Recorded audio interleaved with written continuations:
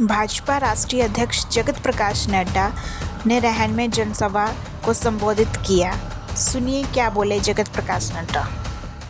अच्छी बातें हैं सारी तो बता दी, लेकिन याद रखना उजाले का महत्व तो तब समझ में आता है जब अंधकार की त्रासदी समझ में आए। पूर्णमासी तब अच्छी लगती है जब अमावस्या की रात याद हो। इसीलिए मैं आपको यह भी बताना चाहता हूं कि एक समय था जब हम कांग्रेस के नेतृत्व में जब सरकारें देखते थे और आज जो हम तस्वीर देख रहे हैं उसमें जो अंतर है, उसमें एक बात और समझ लीजिए कि ये जो घमंडिया गठबंधन है, ये जो इंडी अलायंस है, ये अलायंस किसी बात का अलायंस नहीं है, ये दो बातों का अलायंस है। एक, ये सब परिवारवादी पार्टी है, नोट कर लेना मेरी बात, मैं बार बार सबको बताता हूं।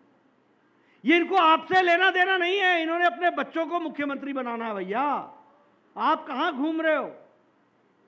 ये तो परिवार की पार्टियां, इनको तो अपने बच्चों को बनाना है। और दूसरा, मोदी जी कहते हैं भ्रष्टाचार हटाओ और ये बोलते हैं भ्रष्टाचारियों को बचाओ। एक दूसरे को बचाने के लिए कैसे आते हैं? इनकी इंडी अलायंस की गठबंधन की रैली होती है, 2 कुर्सियां खाली रखी जाती थी, उस पर लिखा होता था हेमंत सोरेन, अरविंद केजरीवाल, यानी ये एब्सेंट हैं, अभी आए हैं कुछ दिन के लिए चुनाव में, फिर जाएंगे 1 तारीख को वापस।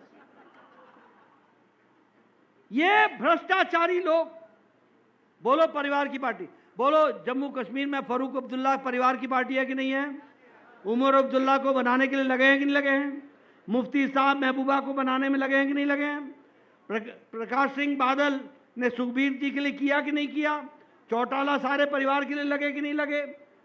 मुलायम सिंह अखिलेश को दे गए कि नहीं दे गए? अखिलेश ने डिंपल को दिया कि नहीं दिया? लालू ने राबड़ी को दिया कि नहीं दिया? राबड़ी ने तेज प्रताप को दिया कि नहीं दिया? तेजस्वी को दिया कि नहीं दिया? मीसा को दिया कि नहीं दिया? आप बताइए, ममता जी को अभिषेक ही पसंद आता है ना?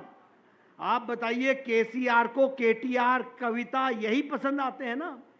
और शरद पवार को भी सुप्रिया सुले ही पसंद आती है, उद्धव ठाकरे को भी आदित्य ठाकरे ही पसंद में आता है। ये सब अपने बच्चों को मुख्यमंत्री बनाने पर लगे, इनको आपसे कोई लेना देना नहीं है। ये सब परिवार की पार्टियां हैं और ये सब भ्रष्टाचारी पार्टियां हैं, सब भ्रष्टाचारी पार्टियां। मैं बार बार गिनाता हूं, बोलो सोनिया गांधी बेल पर है कि नहीं है? जरा जोर से बोलो भैया, बेल पर है कि नहीं है? राहुल गांधी बेल पर है कि नहीं है? पी चिदम्बरम बेल पर है कि नहीं है? कार्तिक चिदम्बरम बेल पर है कि नहीं है? ये केजरीवाल बेल पर है कि नहीं है? आप बताइए, ये लालू यादव बेल पर है कि नहीं है? आप बताइए, मनीष सिसोदिया जेल में है कि नहीं है? सत्येंद्र जैन जेल में है कि नहीं है? आजम खान जेल में है कि नहीं है? के कविता जेल में है कि नहीं है? ये सारे नेता या तो जेल में है या बेल पर है। ये सारे नेता, कोई इससे बचा नहीं, सब बेल और जेल। अब आप कल का नया किस्सा परसों का देख लीजिए। मुख्यमंत्री निर्भया कांड के लिए विजय चौक पर धरने पर बैठता था अरविंद केजरीवाल। आज महिला का के साथ दुर्व्यवहार होता है कहां? मुख्यमंत्री के ड्राइंग रूम में। क्या क्या स्थिति आ गई?